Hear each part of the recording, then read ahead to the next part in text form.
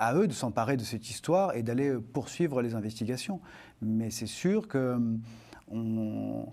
ça fait bouger les lignes. Donc, on a fait une projection il y a peu de temps, il y a quelques semaines, au musée du Quai Branly, dans la Société des africanistes, qui est quand même une vieille société française, on va dire postcoloniale, mais qui a accueilli ce film, qui a accueilli cette idée, et qui, avec bienveillance, et de dire, tiens, oui, il est peut-être temps de revoir les livres d'histoire. Et ça, pour nous, c'était déjà une énorme victoire.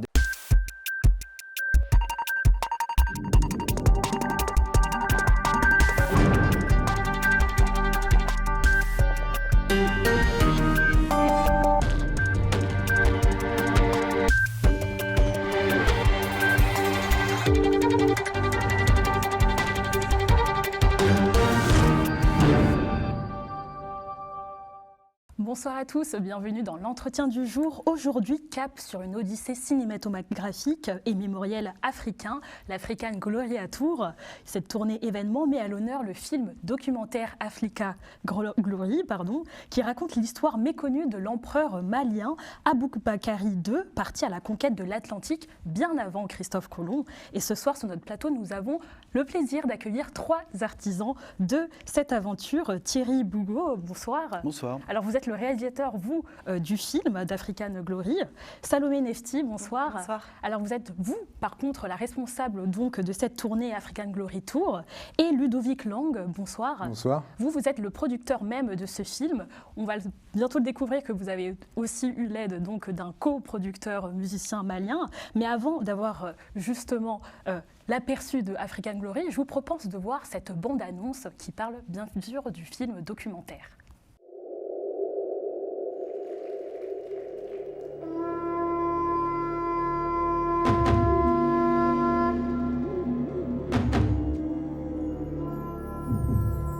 Cette gloire ne m'appartient pas, ni même à mon pays.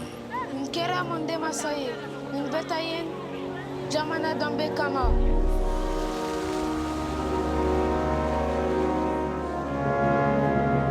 Ce fut la dernière fois que nous le vîmes, et je restais maître absolu de l'Empire.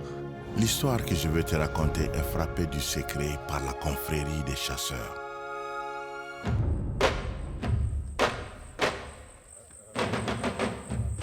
Faamaw kun bɛ yan mais Mande masa fɔlɔ ye Sunjata de. Sunjata Keita. Mais la menace vient du sud. Mande bɛɛ kɛra kɛlɛkulu kelen ye o don. The Gulf of Mexico is where we can identify evidences of these black characters. Monsieur l'amiral des mers océanes, que cherchiez-vous à dissimuler au monde?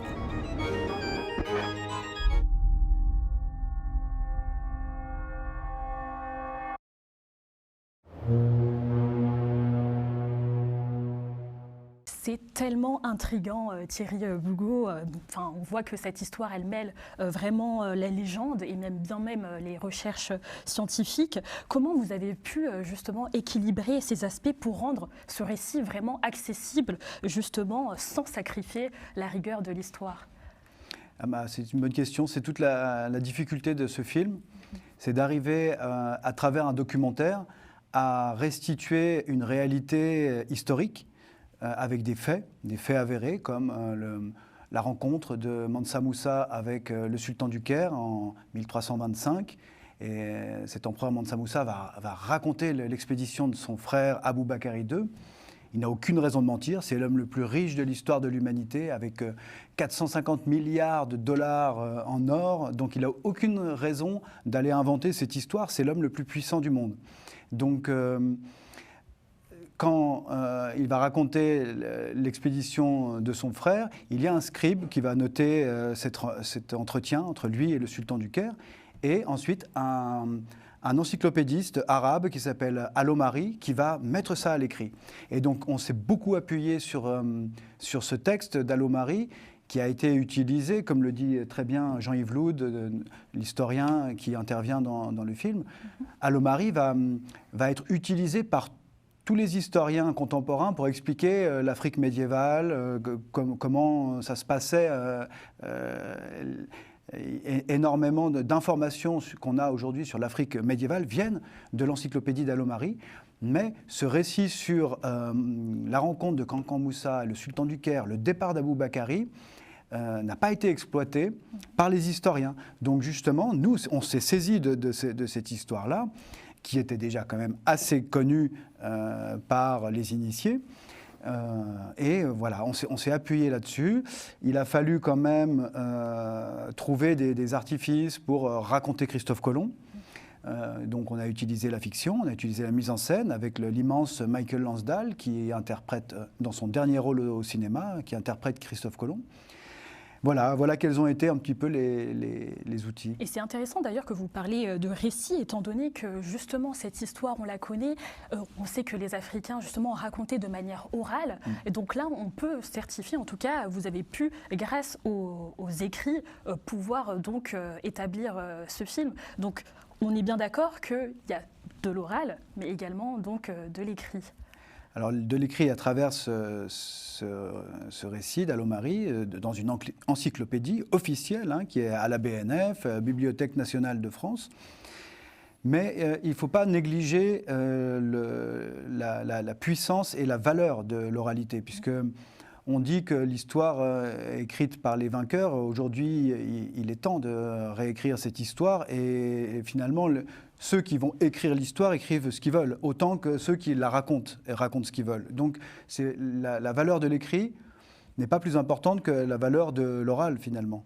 Et à travers le tournage de ce film, qui a duré 2 décennies, ça a été très long, j'ai rencontré des hommes de savoir qui sont les grands initiés, les Ngara, les griots Ngara. Ce sont des gens qui vont consacrer leur vie entière à la transmission, à l'assimilation de l'histoire et à la retransmission à leurs enfants pour arriver à transmettre d'une manière irréprochable et impeccable chaque geste, chaque mot qu'ont pu avoir les grands de cette histoire mandingue qui est absolument gigantesque. En tout cas, cette histoire, cette transmission continue. Et vous, Salomé Nefti, la tournée a débuté donc à Bamako, donc en décembre 2024, avec des projections à l'Institut français et au cinéma donc de Babemba. Comment le public, justement, a-t-il accueilli cette projection, cette transmission ? C'est vrai que c'est un canal qui est différent. Du coup, ce n'est pas de l'écrit, ce n'est pas de l'oral, c'est un peu un mix des deux. Et c'est vrai que le public à Bamako a été quand même assez réceptif justement à cette histoire parce qu'ils la connaissent, ou du moins la plupart la connaissent. Et c'est vrai que de voir son histoire être projetée et faire partie de l'histoire du cinéma, je pense que c'était quelque chose d'important pour eux. Donc ça a été vraiment un succès, que ce soit à l'Institut français ou au cinéma Babemba, et même à l'université, parce qu'on a fait une projection à l'université. Les étudiants étaient très heureux de voir leur histoire être projetée. Et pourtant, Ludovic Lang, pour produire ce film, African Glory, cela vous a nécessité 20 ans. 20 ans de préparation. Vous avez eu l'aide, donc, par ailleurs, du musicien malien, comme je disais, Cheikh Tidiane Seck, producteur donc, associé du film. Pourquoi mettre du temps à mettre en place ce film documentaire ? Pourquoi 20 ans, c'est quand même long, hein ? Oui, 20 ans, c'est long, mais 20 ans, c'est aussi une collaboration avec Thierry, moi, en tant que producteur et fondateur de La Boîte dans la Boîte, la société de production qui a produit le film de Thierry. On est tous les deux d'ailleurs cofondateurs de cette société. Donc c'est une histoire qu'on a aussi en commun dans la production de ce film. Et je tiens à souligner qu'effectivement, on a en coproducteur chez Tidiane Seck plus Canal+ International, qui est arrivé sur la fin, donc qui est rentré en coproduction sur le film aussi et qui a fait un préachat pour la diffusion en Afrique sur 2 ans. Et donc ça nous a quand même pas mal soulagés en termes de production, on peut le dire. Donc c'est les coûts un peu qui ont freiné ? Comment ? C'est les coûts financiers qui ont freiné un peu ? En fait, les coûts financiers ne nous ont jamais freinés parce qu'on est passionné depuis le début sur ce film. On a mis aussi beaucoup de moyens personnels. Avec Thierry, on se connaît très bien. J'ai monté son premier film, La Zalaï. On a monté ensemble ce second film, Retour au désert. Donc on est ensemble, on parle d'Afrique depuis 20 ans. J'ai moi-même réalisé un film qui s'appelle Popengine sur l'entente islamo-chrétienne au Sénégal. Donc je veux dire, l'Afrique, c'est quelque chose qui nous tient à cœur depuis très longtemps. Et ce film, il a été produit avec le cœur d'abord au départ, avec beaucoup d'énergie, et finalement l'aspect financier est arrivé beaucoup plus tard. Et donc, moi, je l'ai vu, ce film. Hein. Je l'ai vu. Cette transmission, justement, orale est très ancrée. Comme vous l'avez dit, on retrouve les griots qui jouent un rôle donc, central dans le documentaire. Comment vous avez travaillé avec eux pour vraiment reconstituer cette épopée qui, certes, est connue, justement, des Maliens, mais connue, on va dire, aussi auprès du continent africain, quand même? Alors donc, vous l'avez cité, grâce à Cheikh Tidiane Seck, qui est un immense musicien malien, qui a une carrière internationale, et sa société à Bamako, Culture Croisée, on a pu du coup avoir ce relais très important au Mali, puisqu'il faut savoir que le Mali partage avec la Guinée, mais en tout cas, le Mali était vraiment le centre névralgique de l'Empire mandingue. Le sud de Bamako, c'est vraiment le Mandé profond. Et donc, Cheikh Tidiane Seck m'a ouvert les portes du Mandé. Et ça, c'est extrêmement précieux parce qu'il faut être d'une certaine façon intronisé, il faut être coopté pour pouvoir accéder à la confiance, finalement. Il y a la confrérie là-bas qui s'appelle la confrérie des chasseurs Malinké Bambara, la confrérie, la Donzoya, et qui est un peu la détentrice des traditions ancestrales, qui connaît les rites et les mythes ancestraux du Mandé très élargi, donc de l'Empire mandingue, c'est-à-dire toute l'Afrique de l'Ouest. Et cette confrérie est une société secrète très puissante qui détient des pouvoirs très grands sur beaucoup de personnes, finalement, à travers le monde. Et il a fallu rencontrer, en confiance, dire quelles étaient mes intentions, les intentions de réalisation du film, qu'est-ce qu'on voulait faire, qu'est-ce qu'on voulait raconter, comment on voulait le raconter. Et puis, quand ils ont vu quel était le projet, il y a eu cet accord de donner de « OK, vous pouvez raconter l'histoire d'Aboubakari II » qui jusque-là était un récit interdit. On ne pouvait pas raconter l'histoire d'Aboubakari II, c'était la peine de mort. Hein. Il y a eu plusieurs personnes ont essayé, dont le père de Lassana Kamisoko qui nous a raconté toute cette histoire, mais n'avait pas à l'époque l'autorisation de la confrérie, la Donzoya, quoi. Et justement, pour revenir vraiment au public, comment ils l'ont perçu? Est-ce qu'ils ont pu comprendre vraiment leur rite? Est-ce que, justement, plus large au niveau du continent africain, on peut parler d'un mouvement de la réhabilitation du patrimoine historique africain? Est-ce que ça va au-delà, justement, de l'Empire mandingue? Je crois que c'est un peu l'idée aussi de ce film, c'est de permettre de dire peut-être une autre vérité qui est peut-être la vérité mondiale et dont on ne sait pas, même si il est important de rester parcimonieux avec le fait de dire que c'est la vérité. À Bamako, même s'ils connaissaient quand même vraiment ces histoires, c'était important pour eux, je pense, pour le public, de le voir mis à l'écran et de pouvoir s'approprier justement cette histoire. Même les plus jeunes, justement, c'est ça qui m'a touchée, c'est que les plus jeunes ont voulu se réapproprier cette histoire qui est la leur, mais justement pour aller plus loin et pour manifester cette voix dans le monde. Et justement, je pense que oui, plus largement en Afrique, il y a vraiment cette volonté de dire de leur histoire et qu'elle n'est pas celle qui est peut-être écrite dans les livres d'histoire. Je me tourne vers vous, justement, Ludovic Lang, et ensuite Thierry Bougou pourra sans doute y répondre. Mais pourquoi vous avez justement choisi ce format? C'est un film justement docu-fiction plutôt qu'un film, on va dire, classique, enfin un documentaire classique. C'était un choix de votre part? Alors c'est plutôt un choix de réalisation hein, sur lequel j'ai porté caution, qui m'allait bien. L'idée de tourner avec Michael Lansdale en Christophe Colomb, c'était quand même assez magique de pouvoir organiser ce tournage. Et c'est vrai que le choix de la fiction permet quand même aussi d'aller un peu plus loin sur des choses historiques. de visualiser des choses historiques, Parce qu'il y a beaucoup de polémiques sur la réalité ensuite des faits. Est-ce que c'était justement pour un peu effacer tout ça? Non, enfin, pas vraiment. Non, on a cherché surtout à rien effacer parce que le film s'appuie quand même sur des réalités scientifiques, sur à la fois des écrits, à la fois la découverte du squelette de Lucie, qui quand même nous met bien sur la piste que l'homme et la femme africaine sont arrivés en Amérique du Sud il y a bien longtemps. Donc il y a quand même un appui scientifique sur cette recherche, notamment au Mexique. Le tournage qu'on a mené au Mexique, on a pu voir ces fameuses têtes Olmec, rencontrer ces scientifiques. Donc pour nous, il y a quand même un appui assez réel. Après, c'est vrai que le film, au final, ne dit pas que Aboubakar II est arrivé en Amérique, mais on sait qu'il est parti, et ça, c'est bien le principal. Et justement, quelles sont un peu les réactions des historiens traditionnels sur cette question, comme justement c'est interdit? Est-ce que là, il y a un petit niveau en soi de maturité, de dire, bon, c'est une fiction, quelles sont un peu leurs réactions par rapport à ça, et même aussi par rapport au public, justement, est-ce qu'ils ont du recul? Vous avez eu des retours des historiens traditionnels? En tous les cas, ce qu'on espérait, là je parle un peu sous le contrôle de Thierry, mais ce qu'on espère aussi avec ce film, c'est de remuer cette fameuse baignoire scientifique. C'est-à-dire qu'au moins les gens qui écrivent l'histoire, qui s'intéressent à la science, puissent s'appuyer sur ce film et aller faire de vraies recherches, parce qu'il y a quand même beaucoup de données qui sont dites, je crois que tu peux prendre le relais là-dessus, mais il y a beaucoup de données dans le film qui permettent pour des scientifiques d'aller s'interroger très sérieusement. Et c'est pour ça aussi que c'est important pour nous d'aller dans les universités pour essayer de passer le relais, puisque nous ne sommes que des passeurs, finalement, on raconte cette histoire, et aller à la rencontre des jeunes scientifiques à eux de s'emparer de cette histoire et d'aller poursuivre les investigations. Mais c'est sûr que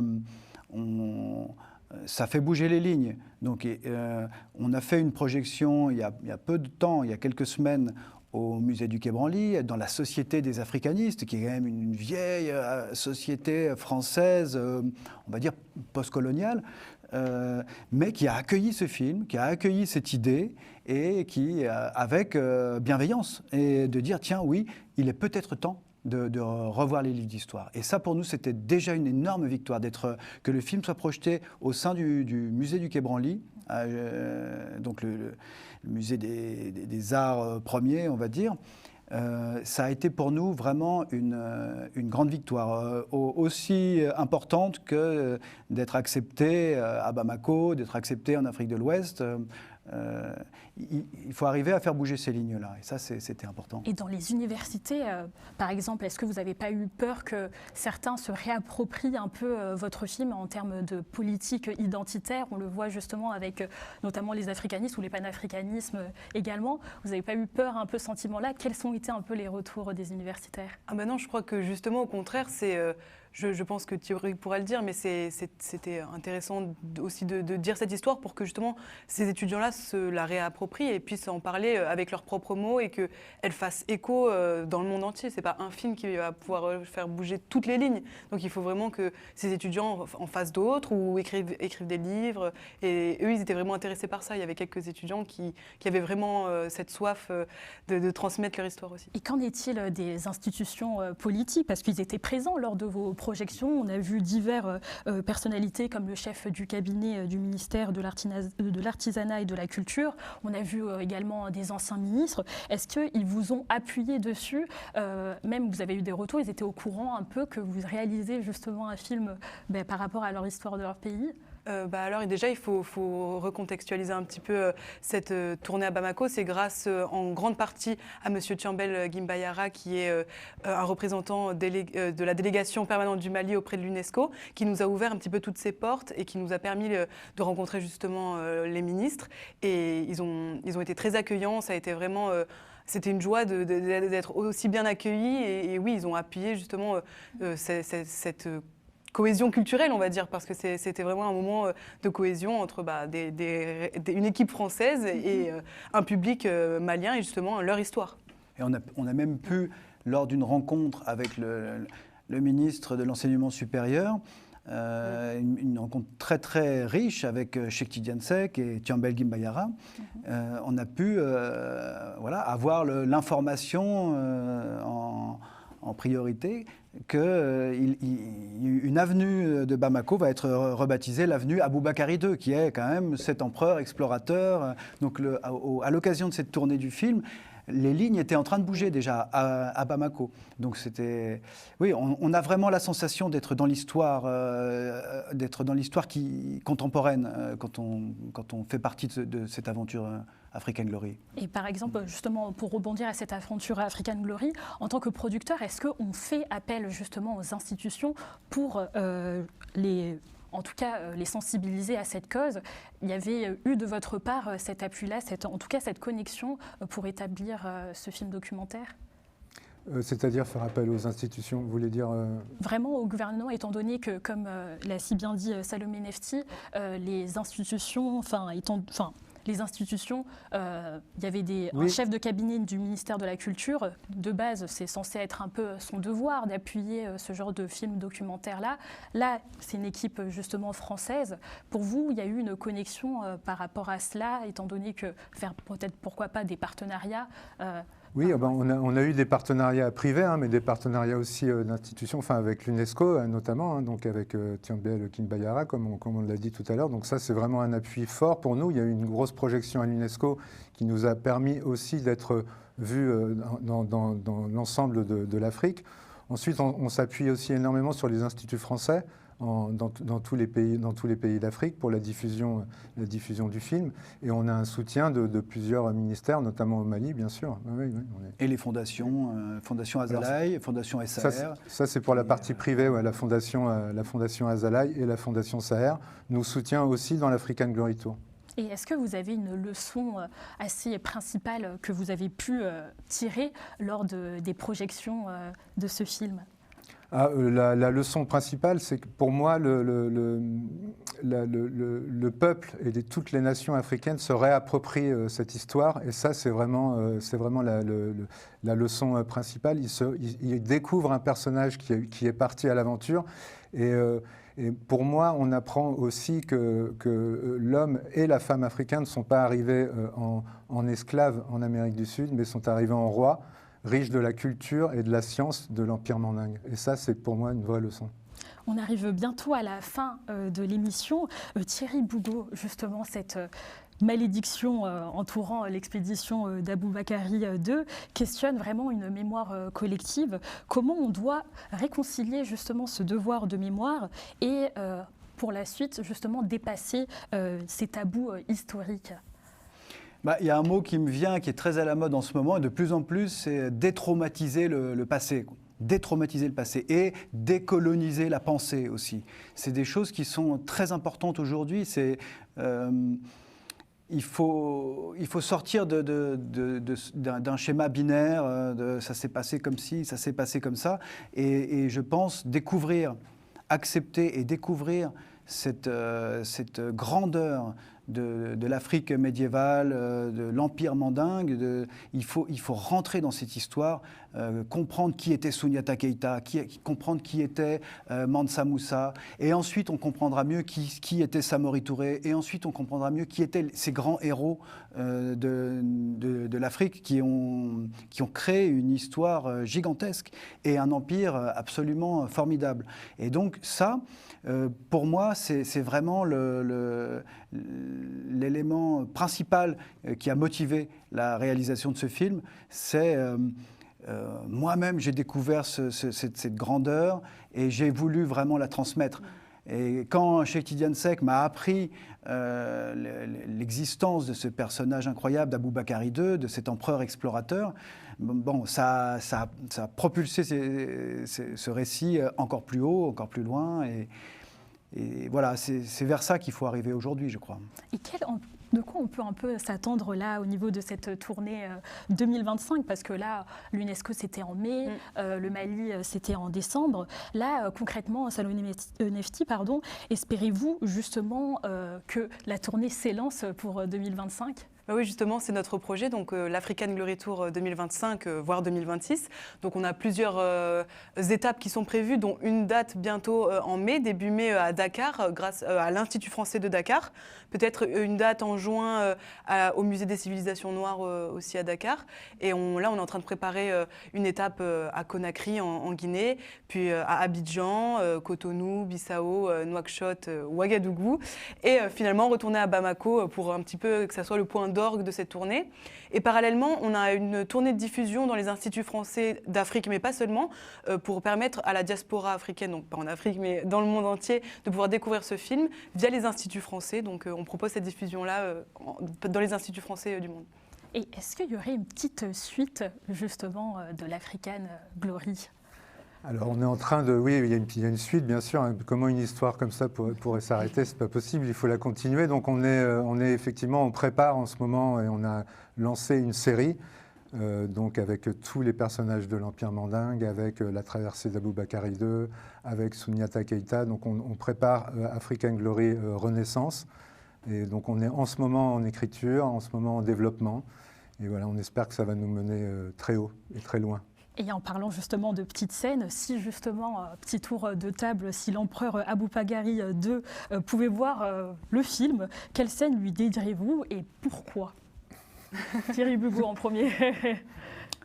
Si Aboubakari II, vous pouvez voir le film, mais s'il était là, j'aimerais tellement qu'il me dise comment ça s'est passé, l'emmener lui dire, bon, c'était où? Alors c'était la Gambie ou c'était le Sénégal? Parce qu'il y a encore des doutes sur voilà.